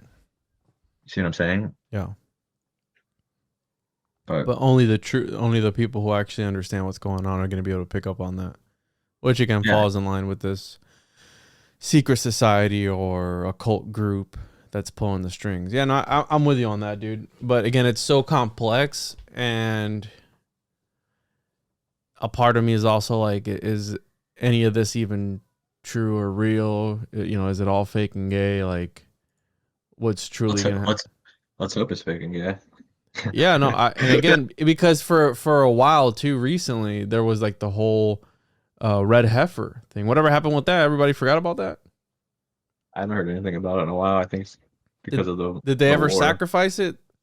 Not yet. What happened to the red heifer 2024? In 2024, a ceremony to sacrifice the red heifer was planned to take place in the spring around Passover and Pentecost. The ceremony was intended to mark the start of a purification process that would lead to the construction of the third Jewish temple on the Temple Mount in Jerusalem. Uh, Big Mikdash. did it ever happen? No. There's a like I said, like we were talking about earlier, there's people who don't want that to happen unless very certain criteria are made, so they'll do everything possible to prevent it from happening. Because we could just build it at any time. Yeah. You know what I mean? Like it's not that complicated to just go build it.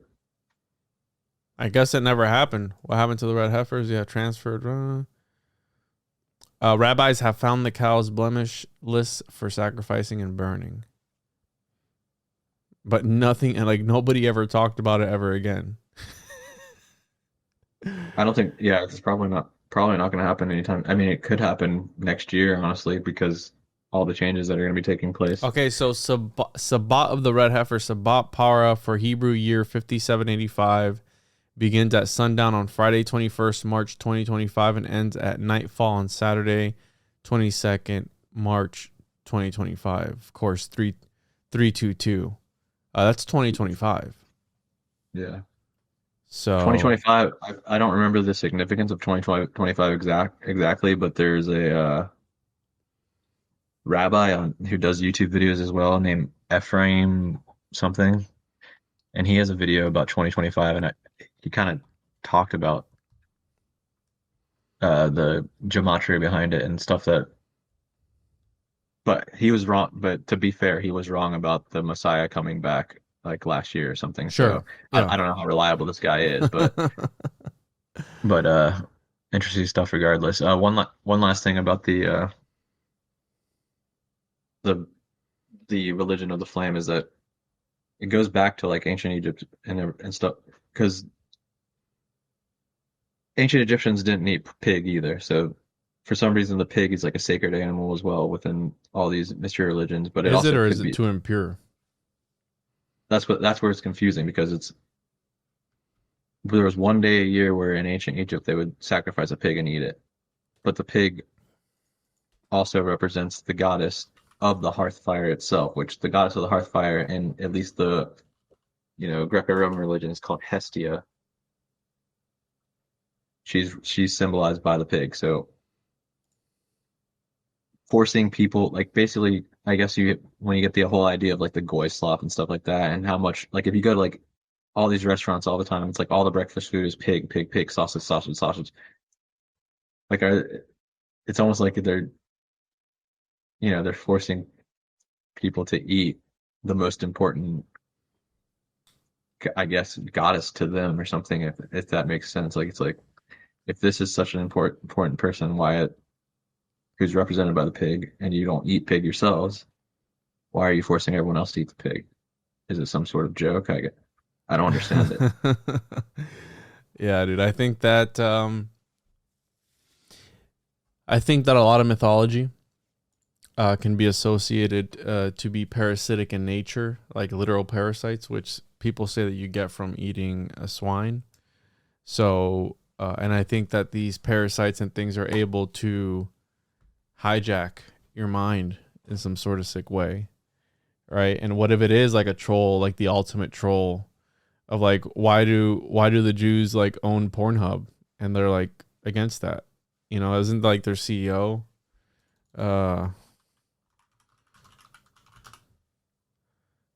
no, not Jewish porn videos. I don't want to see Jewish porn videos. A rabbi is overseeing Pornhub. That's actually not so weird. Actually, not so weird. So let's see here. CEO of Pornhub.